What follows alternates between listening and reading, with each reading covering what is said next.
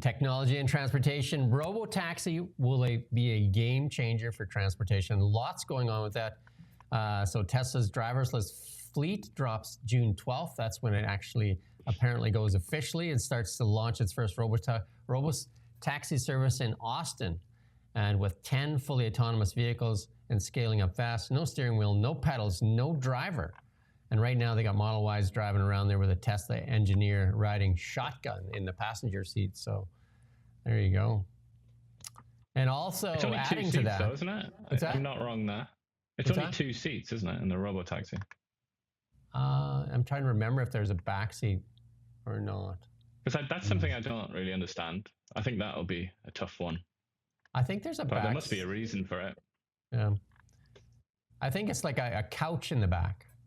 I can't remember just from the, but also the Model Ys and the Model 3s will be joining the Robotaxi fleet as well, because they'll be the same. So it's not just going to be the cybercabs that will be doing Robotaxi. And now Robotaxi gets green light for paid service in California. There you go. So it's approved in Texas and now approved in California.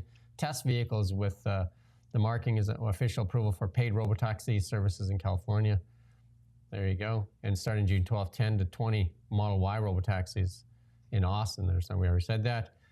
And then Elon Musk said for the past several days, Tesla's been self-testing the self-driving cars with no one in the driver's seat. We already said that as well. So next month, this is the big one. Next month, when you order a car in some areas, it'll self-deliver from the factory. It'll drive to your house. How's that? It's pretty cool. You'll have to order one just to see how it works. And then we got Jensen Huang. It's Jensen Huang's world, but he's got something to say about Tesla here. Let's play that clip.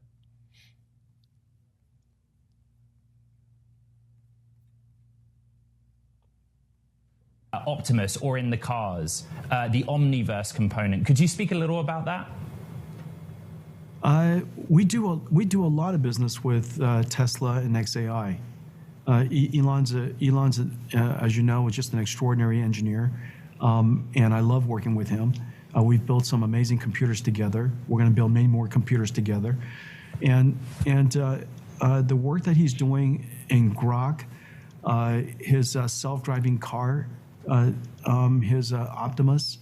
These are all, every single one of them world class. Every single one of them revolutionary. Every single one of them are going to be gigantic opportunities, and we're delighted. I'm delighted to be working with him on that. And so I think the Optimus opportunity is just right around the corner.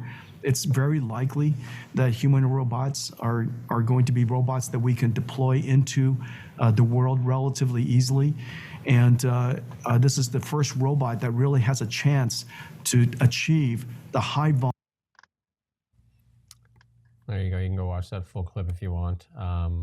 Yeah, Tesla with the robots and the Robotaxi. But Robotaxi becoming real here on June 12th. So interesting. And that will be a game changer as that thing rolls out. It's just people, once it's rolled out, people may not even need to buy a car or a parking space, because, you know, literally the dream is you have your car drive you to work if you own one, and then it drops you off and it goes to work and earns money for you and comes back at the end of the day and picks you up and then drops you off at home and then goes back to work. So your car will be working for you while you're sleeping, eating, and working. And then you can buy a fleet of them. Optimus cleans up the vomit in the back. Well, Optimus cleans up the vomit in the back, and Optimus is doing all your housework as well. What a world we live in. Can't wait. And Dan McTeague here. Again, the liberals, we're going to stress this point over and over until somebody gets it. The EV mandate, if they don't drop it, they're not going to have an auto sector here in Canada. And he says we should thank our lucky stars that Toyota never fell for the EV scam. As a result, and he used to work for Toyota as well. He was PR for Toyota. And they're really going all in on the hybrids. There you go. Isn't it funny how a relatively sort of long-term MP who was quite high up in the Liberal Party at one point, that he would then go on to do PR for a company? It's kind of imagine that, strange things. Like a strange comment I wanted to make there. Like, I mean, you'd think that that job is so kind of elevated and high ranking to be an MP, but really not quite. You're going to do PR for Toyota afterwards. I mean, he's not a fan of the EV, but on the other side of that, the EVs, if you're going to buy one, you got to look at the Tesla first as your benchmark. And this is Sawyer Merritt, who's a big fan of Tesla. He says his mom's been driving it for about 3 years. She bought 22,000 K on it. And again, the maintenance on these cars is basically nil. And I've had one for 2 years. It's like washer fluid and change your tires from winter to summer. Other than that, that's it. Needed new wipers though. That's something that's a bit of a pain, isn't it? Yeah, and we're not going to play this next clip, but the U.S. Senate voted to end California's EV mandate. Imagine that. The U.S. Senate has voted to revoke California's authority to set its own vehicle emission standards, effectively overturning the state's law banning new gasoline-powered car sales in 2035.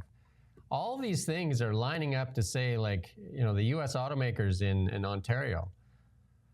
Well, we talked about it yesterday. GM investing almost $1 billion into a new engine.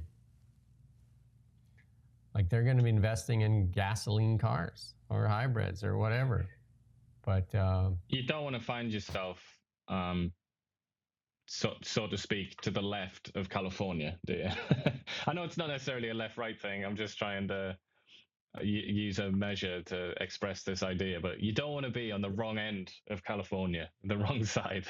Then you're really doing something wrong. Well, let's try this. I was in California for about a week just recently, and I went to grocery stores and that because we like to, you know, like at least make our own breakfast. And you can get a plastic bag in the store. They give you a bag to put your stuff in. They don't charge you for the bag. You don't have to have 30 or 40 bags that you buy like for $3, those cloth bags or not cloth or whatever, plasticized cloth bags. And you end up with like more than you could ever need. And I went to Starbucks, they double cupped it.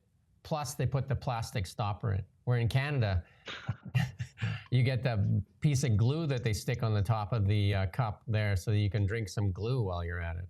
And a paper straw that's full of glue and cellulose and stuff like that. So that only works, like operates for about half your drink. And then it just turns into this soggy mess and it's leaked all the glue into your drink. But who doesn't need more glue? Gotta get the glue from somewhere. Opera's new AI can code while you sleep. There you go. So you can actually have something coding while you're sleeping as well. So Neon is Opera's latest experiment, turning your browser into an intelligent assistant called an agentic browser. It understands what you're asking for and carries out tasks like researching, coding, and designing, even while you're offline. Look at that. We're going to get to the point where you don't even have to ask for anything. It'll know what you're going to ask for and just deliver it to you.